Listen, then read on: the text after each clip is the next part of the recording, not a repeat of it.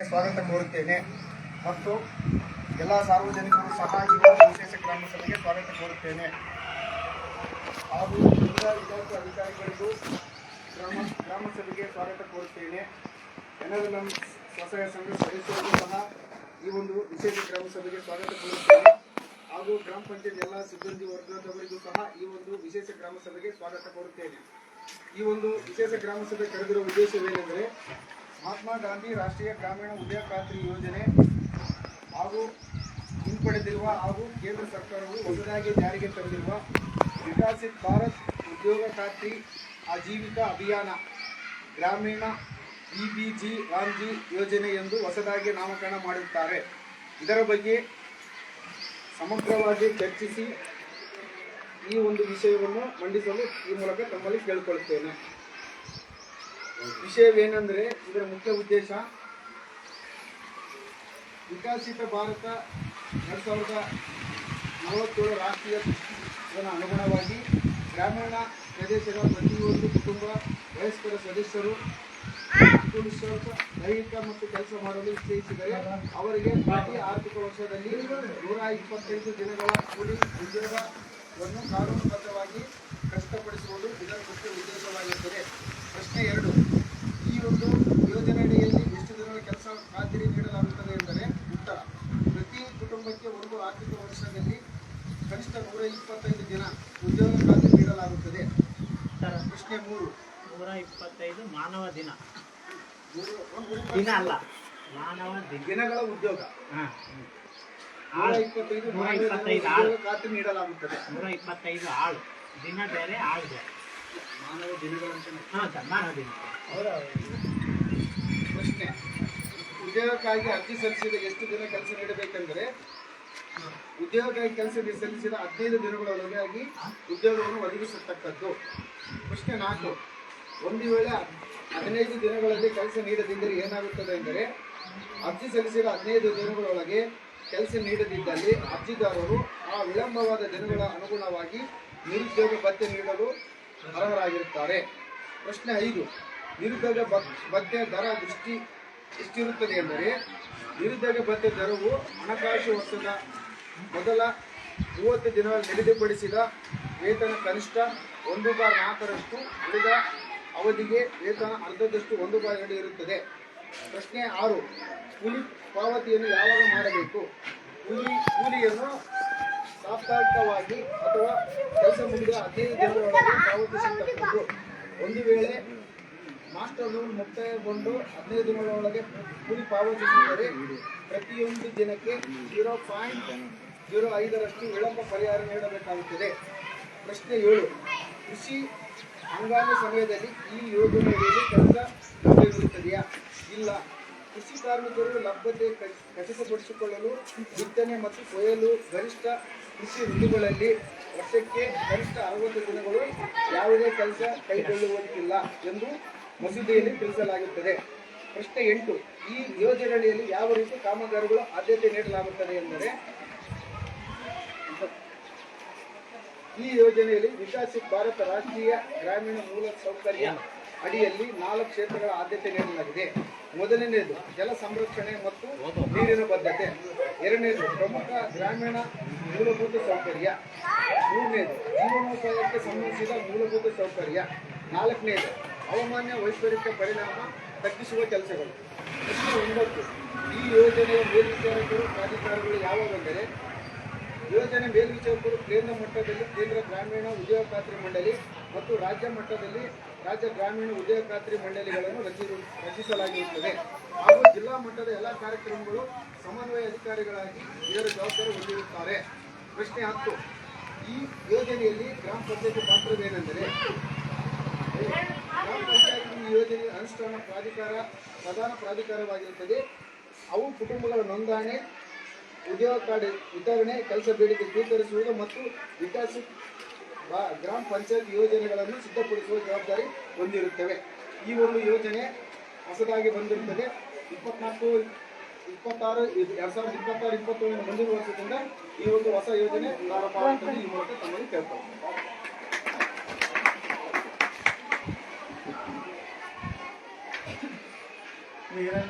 ಕೇಳೋದಿದ್ರೆ ಕೇಳ್ಬೋದು. ನಮ್ಗೆ ಏನು ತಿಳಿದಿದೆ ಸರ್ ಈಗ ಮೊದಲು ಮಹಾತ್ಮ ಗಾಂಧಿ ಉದ್ಯೋಗ ಖಾತ್ರಿ ಕಾಯ್ದೆಯಾಗಿ ಇತ್ತು.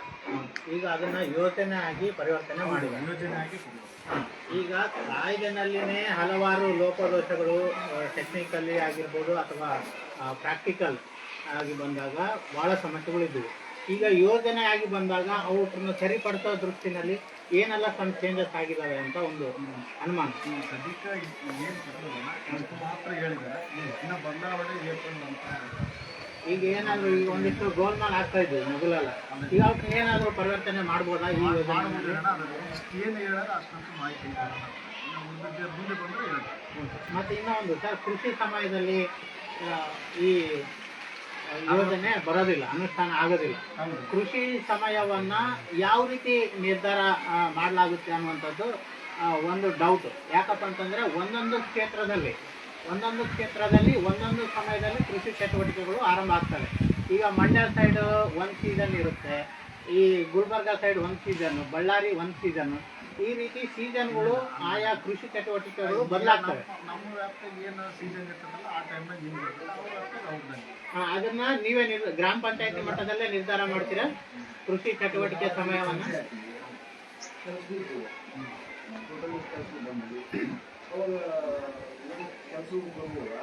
ಅದನ್ನೇ ಇಲ್ಲ ಅಂತಾನೆ ಹೇಳೋದು.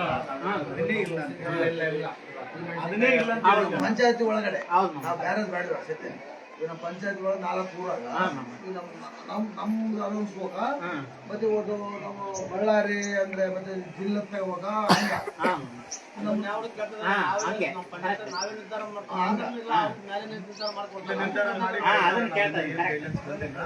ಮುಂದೆ ಬಂದ್ರೆ ತಿಳಿಸ್ತಾರೆ ಅವ್ರು ಯಾವ ಟೈಮ್ ಕೊಡ್ಬೇಕಂತ ಹೇಳಿ. ಮತ್ತೆ ಇದರಲ್ಲಿ ನಮ್ಮ ರಿಕ್ವೆಸ್ಟ್ ಏನಂದ್ರೆ ಸರ್, ಗ್ರಾಮಸ್ಥರ ಪರವಾಗಿ ಈ ಯೋಜನೆಯನ್ನ ವಿ ರಾಂಜಿ ಏನೈತಲ್ಲ, ಈ ಯೋಜನೆಯನ್ನ ಇನ್ನೊಂದಿಷ್ಟು ರೈತರ ಜೊತೆನಲ್ಲಿ ಈಗ ಕೆಲವೊಂದು ಈರುಳ್ಳಿ ದಾಸ್ತಾನು ಈ ತರ ಚೇಂಜಸ್ ಇದೆ. ನಾವು ಕಳೆದ ಟೈಮಲ್ಲಿ ನಿಮಗೆ ಮನವಿ ಪತ್ರ ಕೊಟ್ಟಿದ್ವಿ, ಮೇವು ಸಂಗ್ರಹಣಾ ಘಟಕವನ್ನ ಮಾಡ್ರಿ ಅಂತ. ಈ ರೀತಿ ಏನಾದರೂ ಚೇಂಜಸ್ ಹೊಸ ಮಾಡಿಫಿಕೇಶನ್ ಏನಾದರೂ ಮಾಡ್ಬೋದಾ? ಮತ್ತೆ ಕೃಷಿ ಚಟುವಟಿಕೆಗಳು, ಈಗ ಮೆಣಸಿನಕಾಯಿ ರೇಟು ಬಿದ್ದಂತ ಸಮಯದಲ್ಲಿ ಆ ಮೆಣಸಿನಕಾಯಿ ಬೆಳೆದಂತ ರೈತರಿಗೆ ಮೆಣಸಿನಕಾಯಿ ಹರ್ಲಿಕ್ಕೆ ನರೇಗಾ ಯೋಜನೆ ಅಡಿನಲ್ಲಿ ನೀವು ಕೆಲಸ ಹಾಕಿದ್ರೆ ಯಾವ ರೀತಿನಲ್ಲಿ ಇರುತ್ತೆ? ಮತ್ತೆ ಭತ್ತ ಕೊಯ್ಲು ಟೈಮಲ್ಲಿ 4 ಕ್ಷೇತ್ರಕ್ಕೆ ಆದ್ಯತೆ ಕೊಟ್ಟರೋಣ. ಆ 4 ಕ್ಷೇತ್ರದಾಗ ಏನನ್ನ ಬರೋದಿದ್ರೆ ಮಾಡಿ. ಅಲ್ಲ ಸರ್, ನಾವೇನು ಚರ್ಚೆ ಮಾಡ್ತಿದೀವಿ ಜಲ ಸಂರಕ್ಷಣೆ, ನೀರಿನ ಭದ್ರತೆ ಸರ್, ನಿಜ ತಾವು ಹೇಳ್ತಾ ಇದ್ದೀರಿ. ನಮ್ಮ ರಿಕ್ವೆಸ್ಟ್ ಏನಪ್ಪಾ ಅಂದ್ರೆ ಈ ಸೆಕ್ಟರ್ಗಳಿಗೆ, ಈ ಕೃಷಿ ಕ್ಷೇತ್ರಗಳಿಗೆ ಮೆಣಸಿನಕಾಯಿ ಹರ್ಲಿಕ್ಕೆ ಆಗಿರ್ಬೋದು ಅಥವಾ ಭತ್ತ ಕೊಯ್ಲಿಕ್ಕೆ ಆಗಿರ್ಬೋದು, ಈ ವರ್ಕ್ನ ಹಾಕ್ಬಹುದಾ ಅನ್ನುವಂಥದ್ದು ಒಂದು ರಿಕ್ವೆಸ್ಟ್ ಲೆಟರ್ನ ನೀವು ಆಯುಕ್ತರಿಗೆ ಕಳಿಸಿ.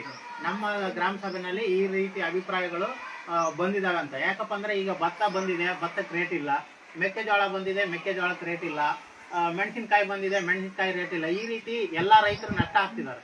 ಇಂತಹ ಚಟುವಟಿಕೆಗಳಿಗೆ ಈ ಯೋಜನೆಯನ್ನು ಹಾಕಿದಾಗ ಇನ್ನೊಂದಿಷ್ಟು ರೈತರಿಗೆ ಪ್ರೋತ್ಸಾಹ ಕೊಟ್ಟಂಗಾಗುತ್ತೆ. ಹಿಂದೆ ಏನನ್ನ ನೀವು ಸೇರಿಸೋದಿದ್ರೆ ಒಂದು ಲೆಟರ್ ಕೊಡ್ತಾರೆ.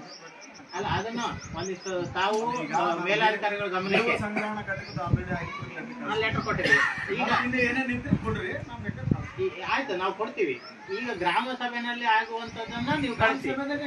ಮೆಣಸಿನಕಾಯಿ ಹರ್ಲಿಕ್ಕೆ ಈ ರೀತಿ ನರೇಗಾ ಇದ್ರ NREG ನಲ್ಲಿ ಆಗ್ಬೋದಾ ಅನ್ನುವಂಥದ್ದು ಒಂದು ರಿಕ್ವೆಸ್ಟ್ ನಮ್ಗೆ. ಯಾಕಪ್ಪ ಅಂದ್ರೆ ಇದು ರೈತರು ಬಹಳ ನಷ್ಟ ಆಗ್ತಿದ್ದಾರೆ.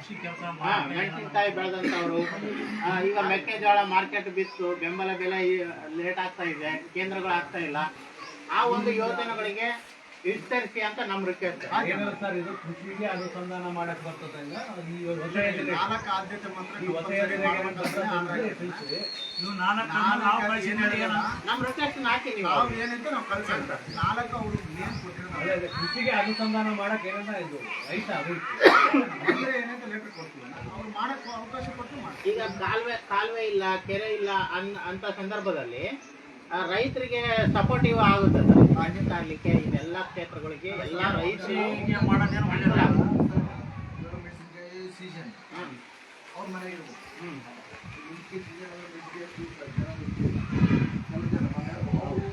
ಕೆಲಸ ಮಾಡೋದು ನಾವೆಲ್ಲ ಮನೆಗೆ ನಾವೇನು ಒತ್ತಾಯ ಮಾಡಬಹುದು, ಪದ್ಧತಿ ಮಾಡೋ ಒಂದು. ಅದಕ್ಕೆ ಅವ್ರು ಹೇಳೋದೇನಿದೆ, ಮೆಣಸಿನಕಾಯಿ ಈ ಕೃಷಿ ಕೆಲಸಕ್ಕೆ ಅಳವಡಿಸಿಕೊಂಡು ನಮ್ಮ ಗ್ರಾಮ ಸಭೆನಲ್ಲಿ ಈ ತರ ಹೇಳ್ತಿದ್ದಾರೆ ಸಾರ್ವಜನಿಕರು ಅಂತ ನೀವು ಒಂದು ಲೆಟರ್ ಫಾರ್ವರ್ಡ್ ಮಾಡಿ ಒಂದು ಡಿಮ್ಯಾಂಡ್ ಅವರು ಕೆಲಸ ಕೊಟ್ಟಾಗ ಏನಾಗುತ್ತದ ನಮಗೆ ರೈತರಿಗೂ ಅನುಕೂಲ ಆಗುತ್ತೆ. ಮತ್ತೆ ಕಂಪ್ಲೀಟ್ ಮೆಣಸಿನಕಾಯಿ ಕಂಪ್ಲೀಟ್ ಎಲ್ಲ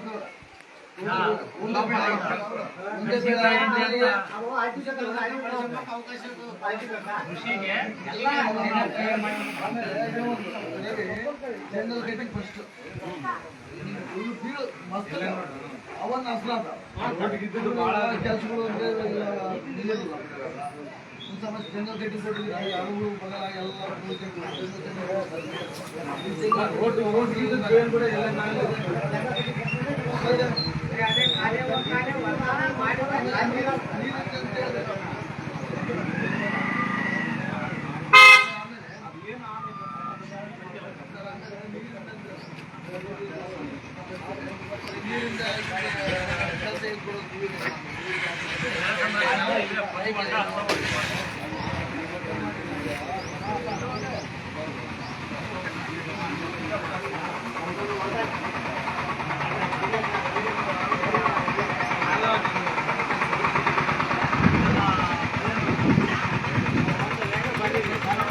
ಯಾಕಂದ್ರೆ ಗ್ರಾಮ ಸಭೆ ಏನ್ ತೀರ್ಮಾನ ತಗೊಳುತ್ತೆ, ಗ್ರಾಮ ಸಭೆಯಲ್ಲಿ ಏನ್ ಚರ್ಚೆ ಆಗುತ್ತೆ ಅದೇ ಅಂತಿಮ ಅನ್ನುವಂಥದ್ದು ಕಾನೂನಿದೆ. ಗ್ರಾಮ ಪಂಚಾಯತಿ ಆಕ್ಟ್ ಅಲ್ಲಿ ಗ್ರಾಮ ಪಂಚಾಯತಿ ಏನ್ ತೀರ್ಮಾನ ಮಾಡುತ್ತೆ ಅದನ್ನ ಓಕೆ ಮಾಡೋದಷ್ಟೇ ರಾಜ್ಯ ಸರ್ಕಾರಗಳು ಕರ್ತವ್ಯ ಆಗಿದೆ. ಅದಕ್ಕೆ ಗ್ರಾಮ ಸಭೆಯಲ್ಲಿ ಈ ತರ ಡಿಸ್ಕಷನ್ ಆಗಿದೆ ಅಂತ ತಗೊಳ್ಳಿ. ಮೊದಲನೇದಾಗಿ ನಮ್ಮ ಗ್ರಾಮದಿಂದೇ ಹೋಗ್ಲಿ ಎಲ್ಲಾ ಕಡೆನೂ ಅದು ವಿತರಣೆ ಆಗೋದು ಆಯ್ತಣ್ಣ. ಈ ತರ ಯಾಕಪ್ಪ ಅಂದ್ರೆ ನಾವು ಕೆಲವೊಂದು ಸಮಸ್ಯೆ ಎದುರಿಸ್ತಾ ಇದೀವಿ. ಈ ಕಾಲೇ ಹೂಳು ತೆಗಿಬೇಕು, ಕಾಲುಗಳಿಲ್ಲ ಹೂಳು ತೆಗಿಯಕ್ಕೆ, ಹಳ್ಳ ಹೂಳು ತೆಗಿಬೇಕು, ಹಳ್ಳ ಇಲ್ಲ ಅನ್ನುವಂತ ಸಂದರ್ಭದಲ್ಲಿ ಈ ತರ ಆದ್ರೆ ಪಾಪ ರೈತರು ಎಷ್ಟೋ ಜನ ಆತ್ಮಹತ್ಯೆ ಮಾಡ್ಕೊಳ್ತಿದ್ದಾರೆ. ಇವತ್ತು ನಷ್ಟ ಆಗ್ತಿದೆ, ಸಾಲದ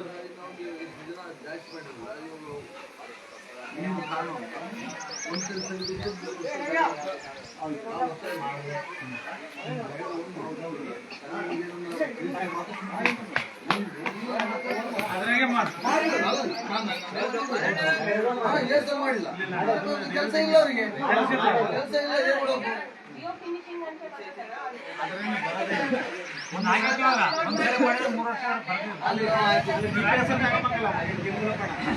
ಒಂದು ಸಾರಿ ಆ ಆಕ್ಷನ್ ಪ್ಲಾನ್ ಬಂದು ಮತ್ತೆ 3 ಸಲ ಕಾಮಕ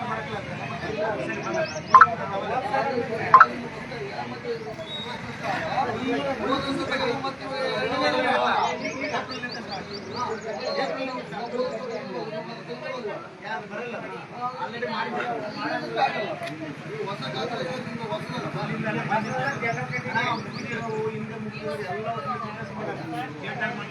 ಆಲ್ರೆಡಿ ಮಾಡ್ತಾರೆ ಬರಲ್ಲ ಕೆಲಸ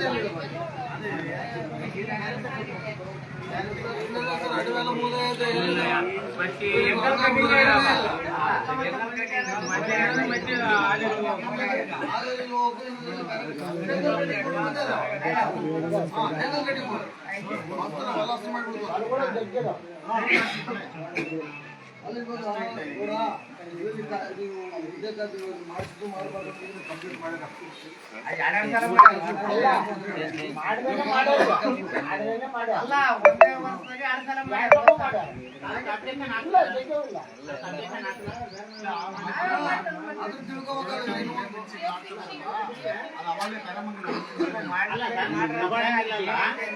ಈಗ ಮಾಮ ಹೇಳ್ದಂಗೆ ಗಿರಿಮಲ ಮಾಮ ಹೇಳ್ದಂಗೆ ಈ ತರ ನಮ್ ಗ್ರಾಮ ಸಭೆಯಲ್ಲಿ ಈ ಒಂದು ನೀತಿಗೆ ಅಬ್ಜೆಕ್ಷನ್ ಆಗಿದೆ ಅಂತ ನೀವು ಹಾಕಿ. ಒನ್ ಟೈಮ್ ಮಾಡಿದ್ದು 3 ವರ್ಷ ಬರೋದಿಲ್ಲ ಅಂದ್ರೆ ಏನ್ ಈಗ ಪ್ರತಿ ವರ್ಷ ಹೋಗ್ತವೆ ಪೇಮೆಂಟ್ ಮಾಡೋದಿಲ್ಲ ಅದನ್ನ ಲೇಬರ್ಗೆ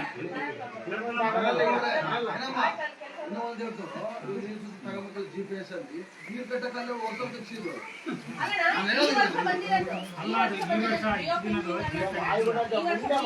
ರಾಜ ಹೆಂಗ್ ವರ್ಕ್ ಸ್ಟಾರ್ಟ್ ಮಾಡ್ರಿ ಇಲ್ಲಿ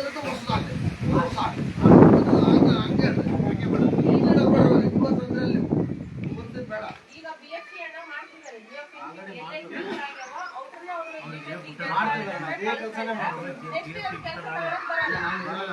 ಈ ವರ್ಷದಿಂದ ಸ್ಟಾರ್ಟ್ ಮಾಡೋಣ ಅಂತ ಹೊಸ್ತಾಗಿ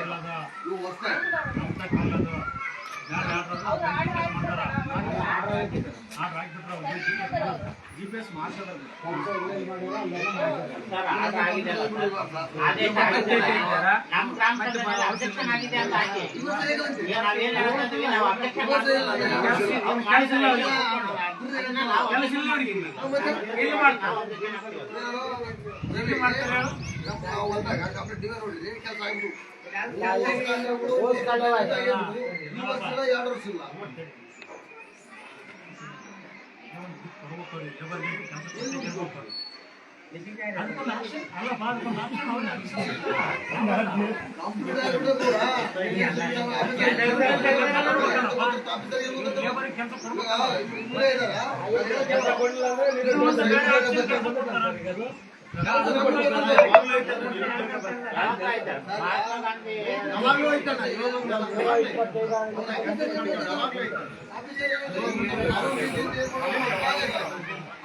ನಮಗೆ ಕೆಲಸ ಎಲ್ಲೆಲ್ಲಿ ಕೊಡಬೇಕು ಎಲ್ಲೆಲ್ಲಿ ಮಾಡಬೇಕು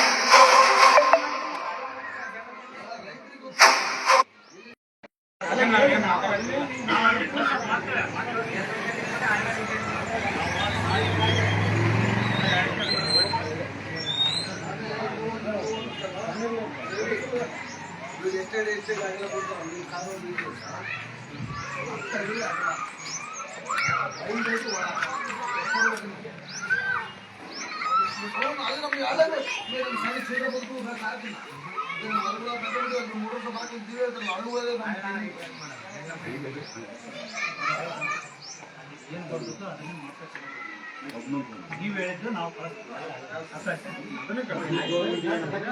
ಅವ್ರು ಏನ್ ಹೇಳ್ತಾರೆ ಅದನ್ನ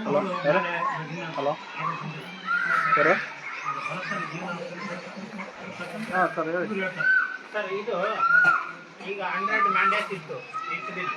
ಈ 100 ಮ್ಯಾಂಡೇಟ್ ಟಾರ್ಗೆಟ್ ಇದ್ದಾಗೆ ನಾವು ಎಷ್ಟು ಪರ್ಸೆಂಟೇಜ್ ನಮ್ಮ ಗ್ರಾಮ ಪಂಚಾಯತಿ ರೀಚ್ ಆಗಲಿಕ್ಕೆ ಸಾಧ್ಯ ಆಗಿದೆ ಅನ್ನೋದು ಒಂದು ಲೆಕ್ಕ ಸರ್. ಎಷ್ಟು ರೀಚ್ ಆಗಿದೆ ಇದು ಇವತ್ತಿನವರೆಗೆ?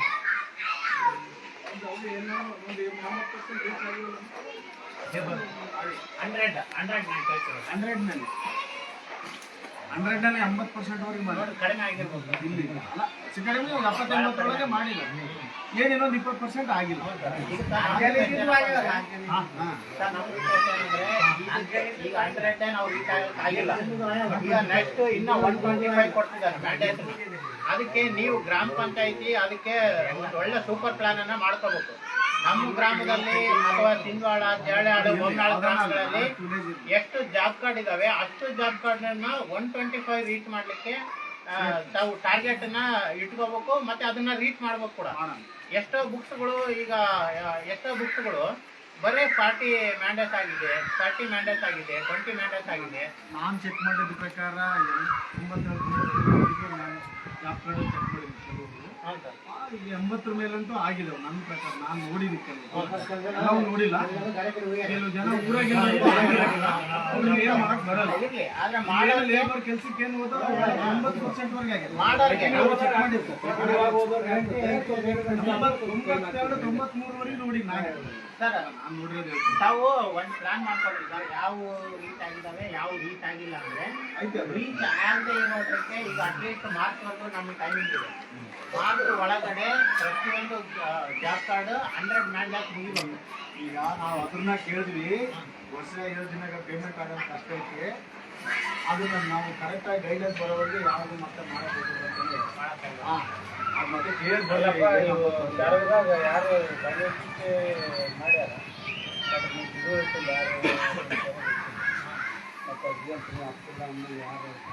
ಮಾಡಿದ ಮೇಲೆ ಇರುತ್ತೆ. ಇಲ್ಲಿದ್ರೆ ಸುಮ್ಮನೆ ಅದು ದರಗ ಅಂದ್ರೆ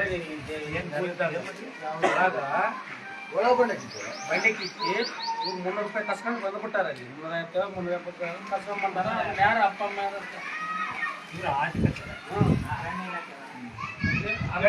ಮಾಡಕ್ ಹೋಗ್ಬಾರ್ದು. ಇಲ್ಲಾಂದ್ರೆ ಸುಮ್ಮನೆ ಇರ್ಬೇಕು. ಅಲ್ಲಿಗೆ ಅಲ್ಲಿಗೆ ಒಂದು ಪ್ಲಾನ್ ಮಾಡ್ಬೇಕಾಯ್ತು. ನಾವು ಎಷ್ಟು ಚೆಕ್ ತೆಗ್ಸಿದ್ದೀವಿ, ನಾವು ಎಷ್ಟು ಗಿಡ ಕೊಡ್ಬೇಕು ಅನ್ನೋಂಥದ್ದು ಒಂದು ಪ್ಲಾನ್ ಬಹಳ ತೆಗಿಸ್ಬಿಟ್ಟು ಏನ್ ಮಾಡ್ಯಾರ ಟಾರ್ಗೆಟ್ ಅಲ್ಲಿಗೆ ಮುಂದೆ ಪ್ಲಾನ್ ಇರೋಕಲ್ಲ. ಸರ್ ಇನ್ನೊಂದು ಹೇಳ ಅವ್ರು ಒಬ್ಬರನ್ನ ಆಫೀಸರ್ ನೋಡಿದ್ರು ಮಗ ಅವ್ರ ಕೆಲಸ ಮಾಡ್ಯಾರ ಬರೋದು ಹೇಳು ಅಲ್ಲ ಮಗನ ನೋಡಿ ನೀರ್ ಹಾಕೋರಿಲ್ಲ ನೀರ್ ಹಾಕ್ಸುವಂತ ವಿಡಿಯೋ ತೆಗಿಯೋರೆಲ್ಲ ಒಪ್ಕೊಂಡ್ರೆ ನಾವು ನೀರ್ ಹಾಕ್ಸುವಂತ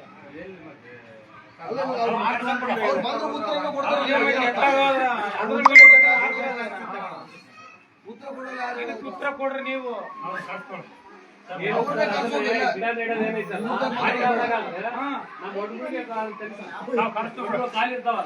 ಅಲ್ಲೇ ಇರ್ತಾನೆ ನಮ್ಮ ಹುಡುಗರಿಗೆ ಯಾವಾಗ ಮಳೆಗಾಲ ತೆಗೆದುಬಿಟ್ಕೊಂಡು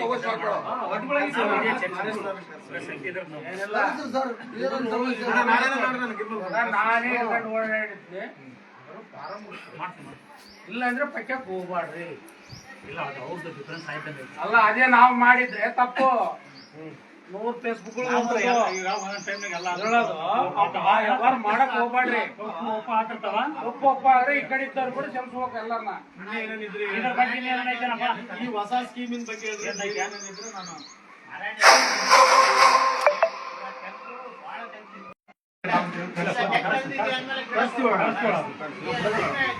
ಅಲ್ಲಿ ದರ್ಗಾಗ್ ಹೋದ್ರೆ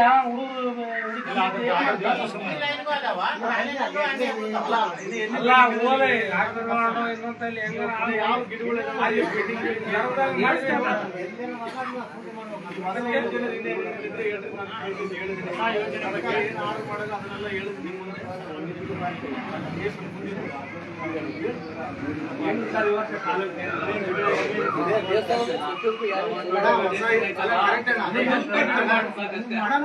ಮುಂದಿನ ವರ್ಷ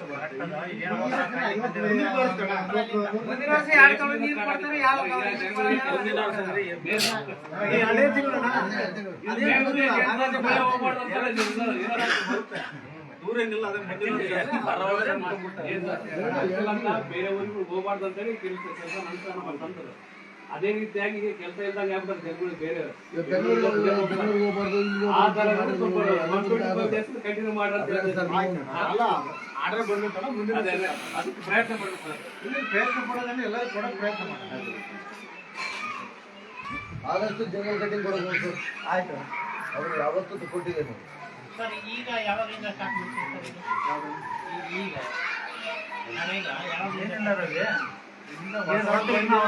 ಹೇಳಿಲ್ಲ ಹೇಳಿ ಸರ್.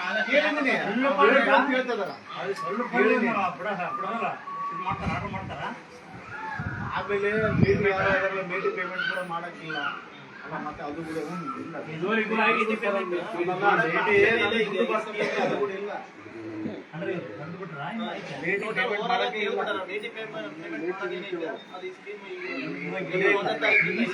ಅಲ್ಲ ಇಲ್ಲಿವರೆಗೆ ಆಗಿ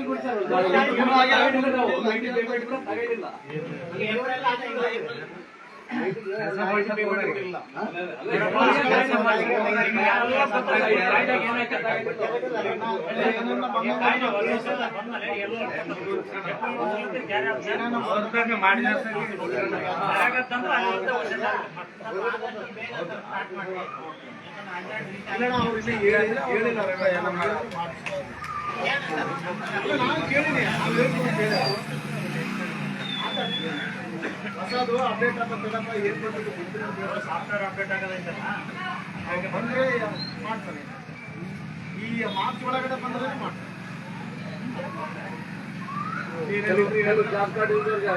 ಮಾಡಕ್ಕಾಯ್ತಲ್ಲ ಇನ್ನೊಂದು ತಿಂಗಳು ಬಿಟ್ಟು ಮಾಡೋಣ.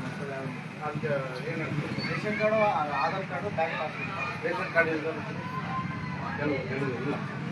ಬರೋ ರಿಸೀಟ್ ಏನಂತ bank passbook, Aadhaar card, ration card ಇಲ್ಲ.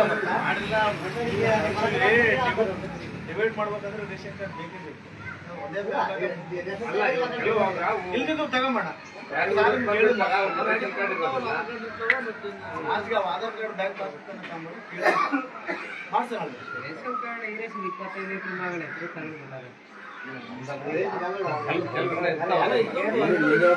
ಅಲ್ಲ ತಗದಾರ ಮತ್ತೆ ನಮ್ಮ ಒಂದ್ ಎಕರೆ ಭೂಮಿ ಇಲ್ಲ ತಗದಾರ ಮತ್ತೆ 30 ಕಾರ್ಡ್ ಹೋಗಿರೋದು ನಮ್ಮೂರಾಗ.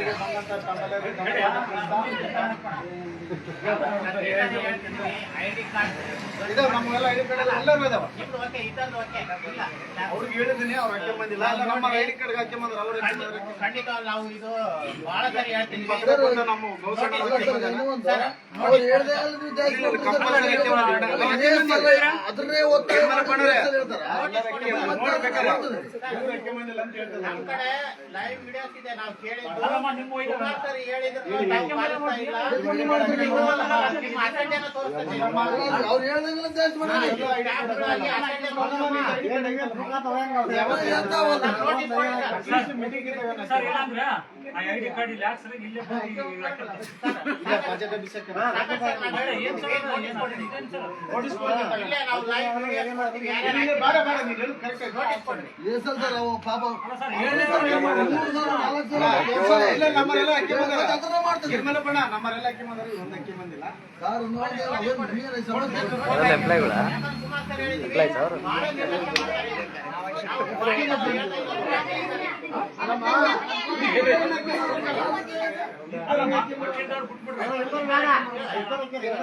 ಹಾ, ಎಲ್ಲರೂ ಏನ್ ಮಾಡ್ತಾರೆ? ಎಲ್ಲರೂ ಅಕ್ಕಿಗೆ ಇವರು ಗ್ರಾಮ ಸಭೆಗೆ ಬಂದಂತ ತಮ್ಮೆಲ್ಲರಿಗೂ ಧನ್ಯವಾದ ತಿಳಿಸುತ್ತಾ ನೋಟಿಸ್ ನಾಳೆ ಕೊಡ್ತೀನಿ. ನೋಟಿಸ್ ನಾಳೆ. ಇವತ್ತು ಯಾರು ಹಾಕೊಂಡ್ ಬಂದಿಲ್ಲ, ನಾಳೆನೇ ಯಾರು ಬಂದಿಲ್ಲ ಗೊತ್ತಾ? ಸುಮಾರು ಸರಿ ನಾವು ಇದನ್ನ ಮಾಡ್ತಾ ಇದೀವಿ. ಇದು ಕಥೆ ಅಲ್ಲ ನಾವು ಕೇಳ್ತಾ ಇರೋದು. ಇಲ್ಲಿ ನಾವು ನೋಟಿಸ್ ಕೊಡ್ತಾರೆ, ಪ್ರತಿಯೊಬ್ಬರು ನೋಟಿಸ್ ಕೊಡ್ತಾರೆ. ಸರ್ಕಾರ ಏನ್ ಮಾಡಿರುತ್ತೆ ಅದನ್ನ ಪಾಲಿಸ್ಬೇಕು. ತಾವು ಸಂಬಳ ತಗೊಂತೀರಿ, ಅದನ್ನ ನೀವೇ ಪಾಲಿಸದೇ ಇದ್ರೆ ಯಾರು ಪಾಲಿಸ್ಬೇಕು? ಆಯ್ತು ರೇವಣ್ಣ, ನಾಳೆ ಕೊಡ್ತೀನಿ. ಎಲ್ಲ ಆಯ್ತು ನಾಳೆ ನೋಟಿಸೇ ಕೊಡ್ತೀನಿ. ಇದು ನಮ್ಮ ಈಗ ನೀವು ಹೇಳೋದು ನನಗೆ ಇದು ಎರಡನೇ ಸರಿ, ನಾನು ಮತ್ತೆ ತಿಳಿಸಿರೋದು ಹಾಕಲ್ಲ. ನೋಟಿಸ್ ನಾನೇ ಕೊಡ್ತೀನಿ. ಸರ್ ಈ ಖಾತದ್ದು ಈಗ ದಿನ ಬಿಟ್ಟು ಅಪ್ಡೇಟ್ ಆಗಲಿ. ಆಯ್ತಣ್ಣ, ಈ ಒಂದು ಗ್ರಾಮ ಸಭೆ ಬಂದಿದ್ದಕ್ಕೆ ತಮ್ಮೆಲ್ಲ ಧನ್ಯವಾದ ತಿಳಿಸುತ್ತಾ ಈ ಗ್ರಾಮ ಸಭೆಯಲ್ಲಿ ಇಲ್ಲಿಗೆ ಮುಕ್ತಾಯಗೊಳಿಸ್ತೀನಿ.